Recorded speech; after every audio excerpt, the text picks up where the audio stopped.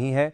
दोस्तों, आज हम आपको एक ऐसी घटना के बारे में बताने जा रहे हैं जो सिर्फ एक आतंकी साजिश की कहानी नहीं है, बल्कि उस साहस, सतर्कता और रणनीति की दास्तान है जिसने समय रहते पूरे देश को एक बहुत बड़े सदमे से बचा लिया, लेकिन शायद आपके टीवी स्क्रीन पर कभी विस्तार से नहीं दिखाई जाएगी। तारीख थी 3 जनवरी 2026। पूरा देश नए साल की शुरुआत में व्यस्त था। लोग जश्न में डूबे थे, लेकिन ठीक उसी वक्त पर्दे के पीछे एक खतरनाक साजिश अपने आखिरी चरण में पहुंच चुकी थी। इस साजिश का लक्ष्य साफ था, 26 जनवरी, और जगह थी इंडिया गेट। मकसद था ऐसा धमाका जिससे पूरा देश हिल जाए। दोस्तों, वीडियो में आगे बढ़ने से पहले आपसे एक छोटी रिक्वेस्ट है कि वीडियो को अंत तक जरूर देखें। एक और बात, जब भी हम भारत की आन बान शान की बात करते हैं, जब भी हम तिरंगे की गरिमा की बात करते हैं, तो कुछ लोग चुप रह जाते हैं ना, लाइक करते हैं ना, कमेंट, और शायद भारत माता की जय लिखने से भी हिचकिचाते हैं। तो दोस्तों, अगर आपको सच में गर्व है कि आप भारतीय हैं, अगर आपके अंदर वह जोश है जो हर देशभक्त के दिल में होना चाहिए, तो अभी इसी वक्त इस वीडियो को लाइक कीजिए और कमेंट बॉक्स में लिखिए भारत माता की जय, ताकि पूरी दुनिया को पता चले कि भारत अब सोया हुआ शेर नहीं है, भारत जाग चुका है, भारत झुकने वाला नहीं है। पर्दे के पीछे एक खतरनाक साजिश अपने आखिरी चरण में पहुंच चुकी थी। इस साजिश का लक्ष्य साफ था, 26 जनवरी, और जगह थी इंडिया गेट। मकसद था ऐसा धमाका जिससे पूरा देश हिल जाए। पूरी कहानी की शुरुआत होती है दिसंबर 2025 के अंतिम सप्ताह से। भारतीय खुफिया एजेंसियों को कुछ अटपटे और चिंताजनक संकेत मिलने लगे। पाकिस्तान स्थित आतंकी संगठनों जैश-ए-मोहम्मद और लश्कर-ए-तैयबा के कई शीर्ष कमांडर अचानक गायब हो गए। उनकी कोई लोकेशन ट्रेस नहीं हो रही थी, कोई डिजिटल फुटप्रिंट नहीं मिल रहा था। शुरुआत में लगा कि यह आंतरिक कलह या सामान्य छिपने की रणनीति हो सकती है, लेकिन उसी समय उत्तर में एक और हलचल शुरू हुई। चीन की पीपल्स लिबरेशन आर्मी ने लद्दाख में बड़े पैमाने पर शीतकालीन सैन्य अभ्यास की घोषणा कर दी। हजारों सैनिक, सैकड़ों टैंक और J-20 जैसे स्टेल्थ फाइटर जेट इसमें शामिल थे।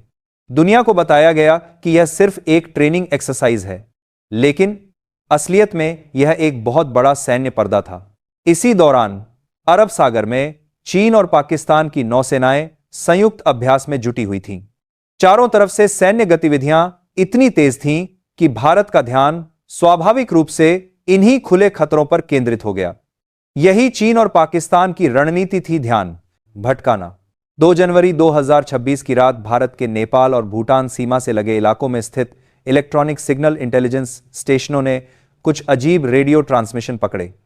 ये संदेश एनक्रिप्टेड थे, लेकिन उनके पैटर्न और फ्रीक्वेंसी पाकिस्तान की ISE और चीनी मिलिट्री इंटेलिजेंस के बीच होने वाले संचार से मेल खा रहे थे। सबसे चौंकाने वाली बात यह थी कि इन सिग्नलों की दिशा लद्दाख या समुद्र नहीं, बल्कि मध्य भारत की ओर इशारा कर रही थी। उसी रात दिल्ली में एक अंडरकवर एजेंट को बड़ी जानकारी मिली। पाकिस्तान के IC से जुड़े एक हवाला नेटवर्क के जरिए अचानक करोड़ों रुपए कुछ संदिग्ध बंगाली और नेपाली खातों में ट्रांसफर किए गए थे। यह पैसा सीधे कराची और ग्वांगझो से आया था। इन दोनों इनपुट्स को जोड़ते ही एक बेहद खतरनाक तस्वीर सामने आने लगी। 3 जनवरी की सुबह तड़के 4 बजे दिल्ली में एक आपातकालीन बैठक बुलाई गई। रॉ, IB, राष्ट्रीय सुरक्षा सलाहकार और तीनों सेनाओं के प्रतिनिधि एक ही कमरे में थे। सभी रिपोर्ट्स एक ही बात कह रही थीं, चीन सैन्य अभ्यास के नाम पर ध्यान भटका रहा है और पाकिस्तान आतंकियों को नेपाल भूटान की सीमाओं के रास्ते भारत में दाखिल करा चुका है। लक्ष्य था दिल्ली और समय चुना गया था 26 जनवरी। इसके बाद भारत ने फैसला किया कि अब प्रतिक्रिया का नहीं, बल्कि प्रोएक्टिव एक्शन का वक्त है। ऑपरेशन का नाम रखा गया ऑपरेशन ध्रुवतारा। पहला चरण था घुसपैठ कर चुके आतंकियों को जिंदा पकड़ना। दूसरा चरण था पर्दे के पीछे बैठे मास्टरमाइंड्स को एक ऐसा संदेश देना जो वे कभी भूल ना सकें। भारतीय डिजिटल इंटेलिजेंस टीम ने आतंकियों द्वारा इस्तेमाल किए जा रहे एनक्रिप्शन सिस्टम को क्रैक कर लिया। अब उनकी हर बातचीत सुनी जा रही थी। पता चला कि आतंकी उत्तर प्रदेश के कासगंज के पास एक फैक्ट्री में जमा होने वाले हैं, जहां उन्हें अंतिम ब्रीफिंग दी जानी थी। 3 जनवरी की रात पैरा SF और मार्कोस कमांडोज ने उस फैक्ट्री को चारों ओर से घेर लिया। अंदर 15 आतंकी मौजूद थे, साथ में IC का एक सीनियर हैंडलर नक्शे पर इंडिया गेट और आसपास के इलाकों को टारगेट के रूप में दिखाया जा रहा था। और फिर ऑपरेशन शुरू हुआ। यह कोई सामान्य रेड नहीं था। Silent entry, snipers, stun grenade, महज 17 मिनट में पूरा ऑपरेशन खत्म हो गया। सभी 15 आतंकी जिंदा पकड़े गए। एक भी भारतीय कमांडो को खरोंच तक नहीं आई। 6 जनवरी 2026 को राष्ट्रीय सुरक्षा सलाहकार ने संक्षिप्त बयान दिया। बस इतना कहा गया कि गणतंत्र दिवस से पहले एक बड़ा आतंकी हमला विफल किया गया है और देश पूरी तरह सुरक्षित है। किसी देश का नाम नहीं लिया गया, कोई शोर नहीं किया गया। यही नए भारत की रणनीतिक परिपक्वता है। कार्रवाई सख्त, बयान संयमित।